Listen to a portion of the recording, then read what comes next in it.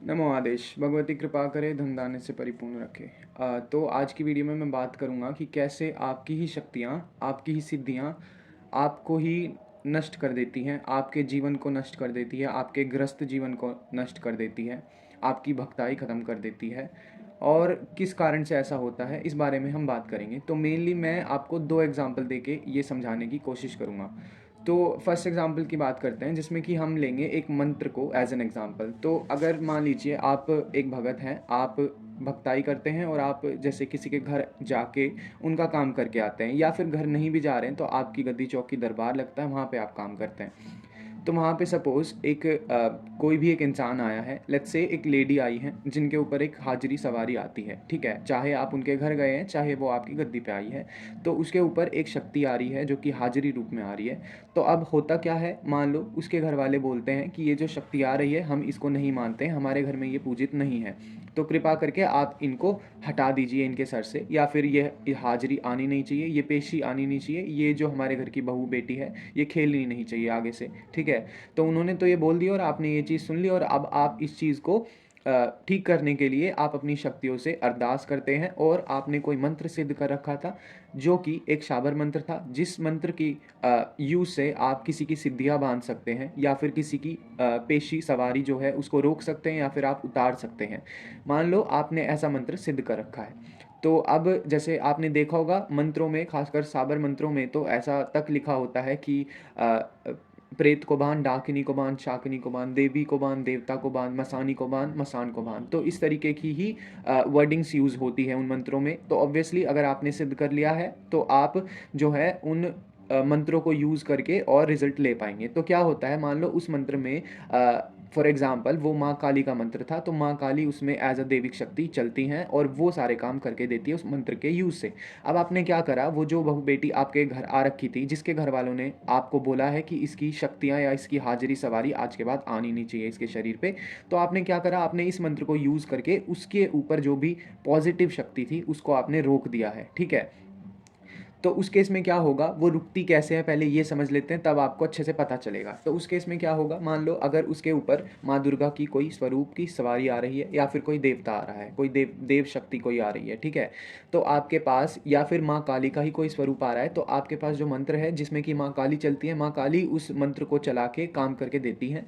तो आपने क्या करा, आपने माँ काली से उस मंत्र के थ्रू रिक्वेस्ट करी कि माँ ये जो भी सवारी आ रही है इसको इस बच्ची से, इस बहू बेटी से दूर कर दो, ठीक है। आज के बाद इसके शरीर पे ये आनी नहीं चाहिए, इसका प्रवेश नहीं होना चाहिए। तो क्योंकि आपने वो मंत्र सिद्ध कर रखा है, क्योंकि आपने उस शक्ति को, वो जो उस मंत्र पे चलती है उसको आदेश दिया है उस मंत्र के माध्यम से, तो वो शक्ति जो है उस बेटी के ऊपर, उस बहू के ऊपर जो शक्ति आ रही है उसको बंधन में ले लेगी और उसको उसके शरीर से हटा देगी। और ये कार्य कैसे होता है, या तो वो फोर्सफुली उस चीज़ को बंधन में लेगी अपने, ताकि वो शीश पे आके दोबारा से ना खेले, या फिर उस शक्ति से जो उस लेडी के शरीर पे आ रही है उससे रिक्वेस्ट अरदास करेगी कि कृपा करके आप मेरा मान सम्मान रखो, क्योंकि मुझे एक मंत्र के माध्यम से चलाया गया है, तो मुझे ये काम करके देना होगा, तो आप मेरा मान सम्मान रखिए और इस बेटी के शरीर पे आज के बाद ना आइए। तो दोनों ही तरीके से वो शक्ति रुक जाएगी, या तो वो फोर्सफुली बल के माध्यम से आपके उस मंत्र की शक्ति ने उसकी सवारी को रोक दिया है, या फिर उसने रिक्वेस्ट करके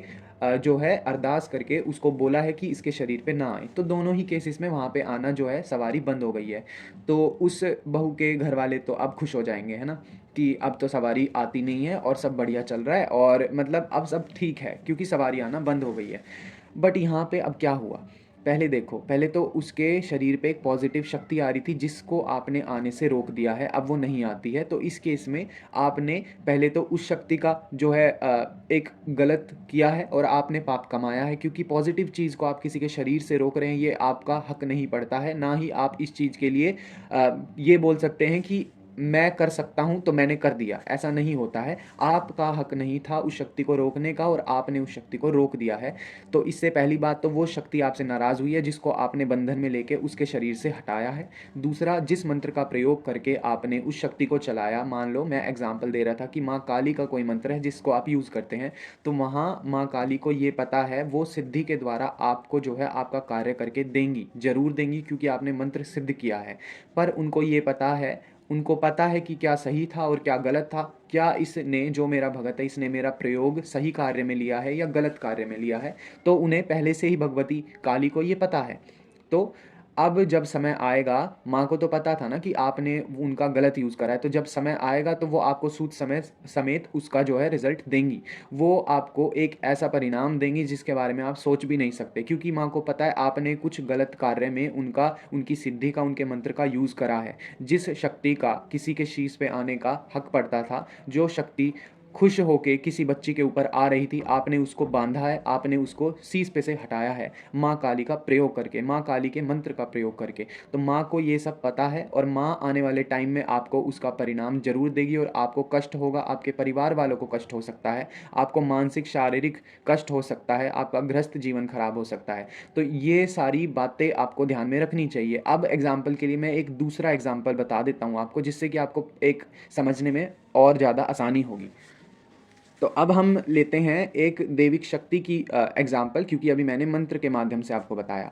अब मान लो आप जो है किसी बेटी के ऊपर ऐसा ही कोई केस है, तो किसी बेटी के ऊपर जो है शादी के बाद से विदाई के साथ उनके साथ माँ पाथरी वाली आ रही है। भगवती पाथरी वाली का नाम आपने ज़रूर सुना होगा। उनकी रीति ये है कि वो जो है विदाई में, फेरों में जिस बच्ची के घर में पूजित होती है, वो आगे चल के ससुराल में भी वहाँ पूजित होती है, क्योंकि वो बच्ची के साथ उसके मायके से ससुराल जा रही है, तो भगवती ससुराल जाके भी पूजित होती है। तो ससुराल में उनके जो पति हैं उनको भी उनकी पूजा करनी पड़ेगी, उनके जो पूरे ससुराल के परिवार में जितने भी सदस्य हैं सबको उनकी पूजा करनी पड़ती है, बस बेटियों को छोड़ के जो कि ससुराल में होंगी, मतलब कि ननद को छोड़ के। बट उनके पति को पूजा करनी होगी, सास को ससुर को करनी होती है भगवती की। ये एक प्रथा चलती आ रही है और इस चीज़ को कोई बंद नहीं करवा सकता। पर आपके पास ऐसा ही एक केस आया और आपकी अंडरस्टैंडिंग ये है, आप ज़्यादा ही बलवान बनते हैं, आपकी अंडरस्टैंडिंग ये है कि पाथरी वाली को हटाया जा सकता है जिस घर में वो पूजित नहीं है। तो अगर किसी बेटी के साथ पीछे से उसके मायके से आ रही है तो उसको हटा देना ही सही होता है। तो आप वैसे ही आपने ये बेवकूफ़ी करी है, आपकी सोच ऐसी है तो वो गलत है। अगर आपने ऐसा करा तो 1% अगर भगवती हट भी जाती है, और वो हटती कैसे है, आप ये दिखाने के लिए बोल सकते हो कि मैंने बल का प्रयोग करके, अपने देवी देवताओं का प्रयोग करके, माँ को बंधन में करके उस बच्ची के सर से तुम्हारे ससुराल से हटा दिया है। ठीक है, आप ये चीज़ बताने को बता सकते हैं, पर एक्चुअल में ऐसा नहीं होता है। आपकी शक्तियाँ जिनसे आप बोलते हैं, जिनसे आप अरदास करते हैं कि इसको यहाँ से हटाओ क्योंकि ये इस घर में पूजित नहीं थी, वो तो इनकी बहू के साथ पीछे से आई है, अगर आप अपनी शक्तियों से अरदास करके उसको हटवाते भी हैं तो वो कोई बलपूर्वक काम नहीं होता। आपकी ही शक्तियाँ जो होती हैं वो भगवती से अरदास करती है कि हमारी इज्जत रखी जाए, हमारी एक मान रखा जाए कि हमारा भगत, हमारा बच्चा जो है हमसे अरदास करके ये कार्य करना चाह रहा है, तो हमारा एक मान रखो भगवती और आप शांत हो जाओ। तो भगवती कुछ समय के लिए वहाँ से हट जाती है। ऐसा नहीं होता है कि पूर्णतः वो उस घर को छोड़ के चली जाती है। एक अंश भगवती का जरूर जरूर उस घर में तब भी विद्यमान होता है, और समय आने पर भगवती कुछ ऐसी माया रचती है कि वो पूजित वहाँ होती ही होती है। भगवती पाथरी वाली को कोई भी बहू के साथ आई, जो पाथरी वाली माँ होती है, उसको कोई भी उसके ससुराल में पूजित होने से नहीं रोक सकता है। ये बात एक अटल सत्य है और इसको कोई नहीं बदल सकता। तो आपने क्या करा है, आपने अपनी शक्तियों का प्रयोग करके उनको वहाँ से हटा दिया है।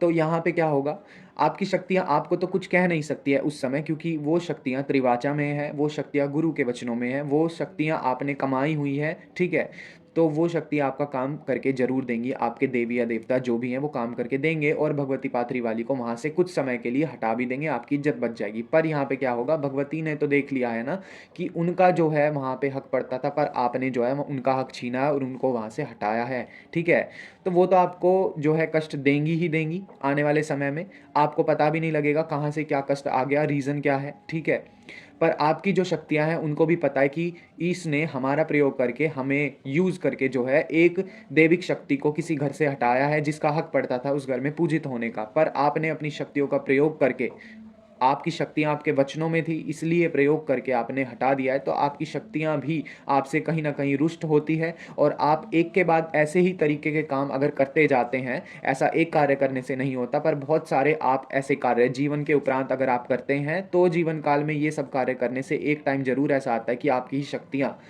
आपको दोषी मान के, आपको पाप का भागी मान के आपको कष्ट देती हैं, आपका गृहस्थ जीवन बर्बाद हो जाता है, आपके परिवार के सदस्यों को भी कष्ट झेलना पड़ता है। तो ये ही ऐसा रीज़न हो जाता है कि आप छोटा-छोटा करके इतने ज़्यादा एक बड़ा पहाड़ बना लेते हैं इन गलतियों से कि आपकी ही शक्तियाँ आपको कष्ट देने लगती हैं, आपको बर्बाद करने पे तुल जाती हैं और ना ही वो आपको भेद देंगी कि आपने ऐसा करा है।